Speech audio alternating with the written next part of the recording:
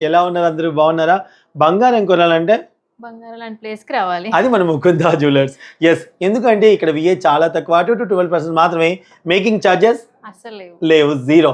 So, అలాగే మీకు కావాల్సిన డిజైన్ తీసుకొచ్చి కస్టమైజ్ చేయించుకున్నా కానీ మేకింగ్ చార్జెస్ జీరో అన్నమాట. సో, మన Mukunda jewellers first ever factory outlet VA ఇక్కడ చాలా తక్కువ 2-12% మాత్రమే.